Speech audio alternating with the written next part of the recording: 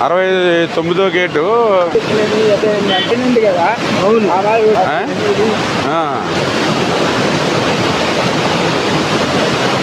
ప్రస్తుతానికి ఇబ్బంది ఏమీ లేదు కదండి.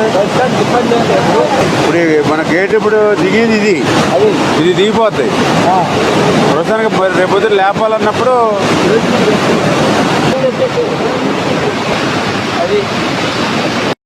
దాన్ని ఇప్పుడు దీని మీద ఉండి కొద్దిగా లైన్ చేస్తే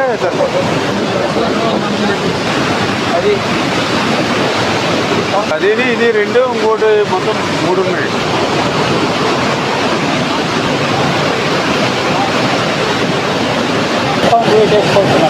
క్యాప్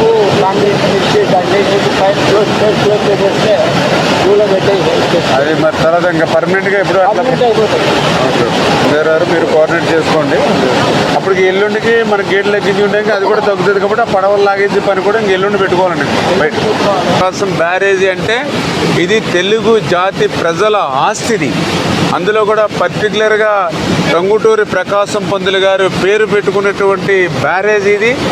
లక్షలాది ఎకరాలకు సాగునీరిస్తూ లక్షలాది మంది ప్రజల దాహార్తిని తీర్చేటువంటి బ్యారేజీ ఇది.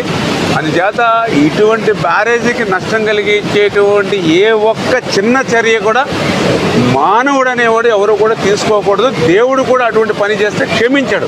అందుచేత ఆ విషయం మీద కూడా మేము తర్వాత ఆలోచన చేస్తాం. ముందు ఇమ్మీడియట్లీ జరిగినటువంటి ఇబ్బంది ఏదైతే ఉందో దాన్ని క్లియర్ చేసి, ఒక పడవ అయితే క్రిందికి కొట్టుకుని పోయిందని చెప్తూ ఉన్నారు. ఆ గ్యాప్లోంచి మిగిలింది కూడా ఏంటనేది కూడా మనం ఎంక్వైరీ చేసుకుని దాన్ని కూడా పడవలను తీయడానికి కూడా ఏజెన్సీని కూడా ప్రమోట్ చేసుకుని ఇప్పుడు ఆల్రెడీ 11,40,000 క్యూసెక్ల వరకు కూడా ఇప్పుడు వాటర్ ఫ్లో ఉంది. కాబట్టి రేపటికి కొంచెం తగ్గుముఖం పడుతుంది, ఎల్లుండికి ఇంకా తగ్గుముఖం పడుతుంది అనేది మాకు ఉన్నటువంటి ఫోర్కాస్ట్ ద్వారా అంచనా ఉంది.